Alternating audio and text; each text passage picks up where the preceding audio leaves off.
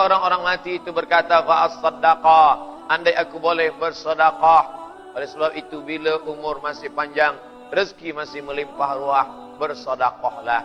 Kullu mri'in tahta zilli sadaqatihi. Setiap manusia nanti akan bangkit di padang mahsyar. Tajuk kita mahsyar. Di mana dia bernaung? Atap tak lagi ada. Jangankan atap masjid Kubah yang megah dan besar ini, sedangkan lapisan langit pun terbelah.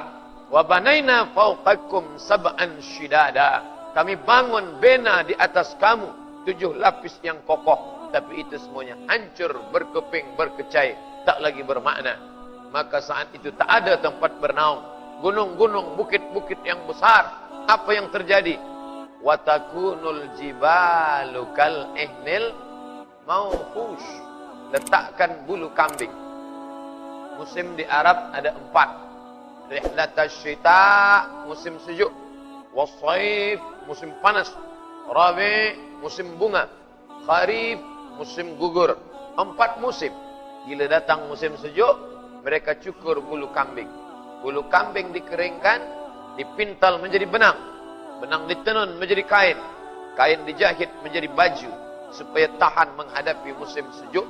Manakala bulu kambing dicukur, diletakkan di tapak tangan, dihembus dengan hembusan yang kuat, mawfush. Begitulah gunung-gunung, bukit-bukit. Wa takunul jibal kal ihnil manfush. Gunung-gunung, bukit-bukit seperti bulu kambing yang dihembus angin. Maka saat itu kita tak bermakna sama sekali. Bila gunung dan bukit seperti bulu kambing, maka atap rumah dan kubah masjid tak ada makna. Saat itu apa tempat bernaung? Ada yang tenggelam sampai ke mata kaki kerana keringat bercucuran panas. Ada yang sampai ke pinggang, ada yang sampai ke leher, ada yang sampai ke kepala. Tapi ada orang yang bernaung. Siapa dia? Di antara yang mendapatkan naungan padang mahsyar, kullu mri'in tahta zilli sadaqatihi. Dia bernaung di bawah sedekah. Wan-tuan yang bersedekah ke tempat anak yatim, jangan kata aku kasihan pandang engkau anak yatim, aku sedang tolong engkau. Bukan. Rezeki anak yatim ada dalam kuasa Allah. Andai kita tak bagi, Allah bagi dia rezeki. Wa ma min dabbatin fil ardi illa 'ala Allah rizquha. Semua yang melata di atas muka bumi ini dijamin Allah, garanti rezeki daripada Allah Subhanahu wa taala. Jangan kata aku bina masjid sebab aku kasihan melihat bina masjid yang tak selesai. Sebenarnya masjid milik Allah. Allah Maha Kuasa. Tak ada susah sulit bagi Allah. Wal Aziz, dia Maha Perkasa. Wal Jabbar, dia yang ada segalanya. Innama amruhu idza arada syai'an ay yaqula lahu kun fayakun. Maka sebenarnya manakala kita sapu kepala anak yatim, kita tidak sedang menolong dia, tapi kita sedang menolong diri kita sendiri. Kita bina masjid yang besar, sebenarnya kita bukan membina rumah Allah, tapi kita sedang membina tempat bernaung kita di padang mahsyar. Maka kita mesti memandang dengan pandangan yang berbeza. Beza pandangan orang dari atas ke bawah dengan pandangan orang dari bawah ke atas. Bila kita pandang dari atas ke bawah, saya kasihan memandang engkau, aku tak sampai hati melihat engkau tak makan, aku rasa iba hati memandang engkau. Tapi sebenarnya bukanlah pandang kita ke bawah, tapi yang bawah itulah yang sedang memandang kita. Ini orang sedang membina tempat dia bernaung di padang mahsyar. Kullu mri'in, semua orang, tahta zilli sadaqatihi, bernaung di bawah sedekahnya. Bila? Sampai masa bila? Hatta yuqadha bainan nas, sampai diputuskan mahkamah pengadilan Allah Subhanahu wa taala. Boleh kita bayangkan dari mula sejak Nabi Adam, Idris, Nuh, Saleh, Ilyas, Ilasa, Zakaria, Musa, Yahya, Isa, Daud, Sulaiman, Ayub, Zulkifli, semuanya akan berada menghadap Allah. Tak terhitung berapa lama pengadilan itu. Tapi bagi orang-orang yang bersedekah, sari'ul hisab, cepat perhitungannya.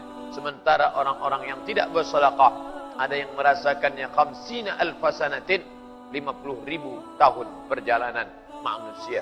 Bahkan 50,000 tahun perjalanan cahaya. Cepat dan tak cepat tergantung daripada sedekah yang kita berikan. Maka bagi sesiapa sahaja yang pelit, yang bakhil, maka Allah katakan dalam Al-Quran, Wa may yuqa syuhha nafsihi, sesiapa yang terpelihara, terjaga daripada bakhilnya, faulaika humul muflihun, itulah orang-orang yang beruntung. Muflihun dari 3 huruf, falaha. Falah, beruntung. Falah, petani. Apa hubung kait antara falah dengan falah? Hayya 'alal falah, mari menuju keberuntungan. Al-falah, petani. Sebab petani baru tampak tanamannya setelah dia bersusah payah. Pertama dia buang rumput. Setelah rumput bersih, dia cangkul tanah. Selepas tanah dia cangkul, dia tanam benih biji. Setelah itu dia siram. Selepas itu dia jaga. Mungkin akan ada ulat dan kuman memakan batang dan daunnya. Selepas itu dia jaga daripada kambing dan sapi yang akan memakan buahnya. Selepas itu dia jaga sampailah akhirnya masak dan kemudian dapat dipetik dan dimakan. Setelah itu barulah dia disebut al-fallah, seorang petani. Begitu juga lah dalam beramal ini. Pertama harta belum ada. Setelah harta ada, datang rasa sayang. Setelah sayang ada, datang rasa bakhil. Ini punya aku, ini punya saya. Bila saya bagi pada orang, maka akan habis, maka akan susah, maka akan sulit. Asy-syaitanu ya'idukumul faqra. Setan selalu membisikkan faqra, fakir, kurang, kurang, kurang, kurang, kurang banyak, kurang banyak. Lau kana li bani Adam wadiyan min zahab. Seandainya anak Adam itu punya satu lembah wadi daripada emas. Ada bukit, ada bukit. Antara 2 bukit tanah yang landai disebut wadi, lembah. Kalaulah manusia punya 2 lembah, apakah cukup kata dia, ya Allah, cukuplah sudah? Tidak. La tamanna ayyakuna lahu wadiyan akhar. Dia meminta kepada Allah, bagilah aku 1 lembah lagi ya Allah. Andai dia punya 2, cukup. Tak pernah dia kata cukup. Dia kata, bagilah aku 1 lagi ya Allah. Walan tamla fahu illa turab. Sampai mulut itu disumbat tanah, barulah dia akan berkata, cukuplah sudah. Tapi saat itu penyesalan tak lagi bermakna. Oleh sebab itu kita disuruh berpuasa 20 hingga 30 hari lamanya. Untuk apa? Merasakan sakitnya lapar. Kalau lapar sampai ke perut, beza dengan lapar sampai ke hati. La yu'minu ahadukum, kamu tak beriman hatta yuhibba li akhihi, sampai kau sayang kepada saudaramu ma yuhibbu li nafsihi, sama seperti sayang pada diri sendiri. Bila kau cubit tanganmu sakit, begitu juga tangan orang lain. Bila kau tampar pipimu, beri pedas di kulit, begitu juga kalau kau pukul pipi orang lain. Bila kau lapar, maka begitu juga perut orang lain. Bila engkau lapar, ada masa makan. Azan maghrib, berakhir segalanya. Allahumma laka sumtu wa bika amantu wa ala rizqika aftartu bi rahmatika ya arhamar rahimin. Tapi mereka tak berkesudahan. Hari ini lapar, esok lapar, pagi lapar, petang lapar, tak berujung, tak bertepi. Maka saat itu berbagi kepada orang lain. Datang seorang sahabat mengadu kepada Rasulullah sallallahu alaihi wasallam, an qaswatal qalbi, hatinya keras. Bagaimana mengobati hati yang keras ini ya Rasulullah? Fa inna minal hijarati lama yatafajjaru minhul anhar. Ada batu yang keras tapi masih memancarkan air. Wa inna lama yashaqqaqu fa yakhruju minhul ma. Ada batu yang keras tapi terbelah, keluar mata air. Wa inna minha lama yahbitu min khasyatillah. Ada batu yang keras tapi hancur berkeping manakala dia takut kepada Allah. Itulah batu-batu kecil yang ada di atas bukit Jabal Tursina. Wattini wazzaitun wa turi sinin. Saya sampai ke atas, naik pukul 2 malam sampai menjelang azan subuh, memandang batu-batu berserakan. Tempat Nabi Musa alaihissalam menerima wahyu. Kata imam masjid yang ada di atas, inilah batu-batu yang hancur berkeping manakala Musa ingin melihat Allah.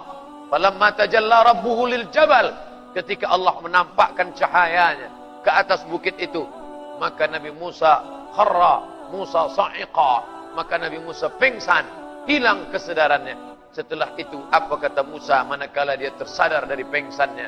Tubtul an, taubat aku ya Allah. Tak ingin lagi aku meminta ingin melihat engkau. Aku bertaubat kepada engkau. Ternyata dosa para nabi bukanlah minum khamar, bukanlah berzina, bukan mencuri, Tapi ketika dia ingin meminta melihat Allah Subhanahu wa taala, dia bertaubat. Tubtul an, aku sekarang bertaubat, tak lagi mengulanginya kerana ia pingsan.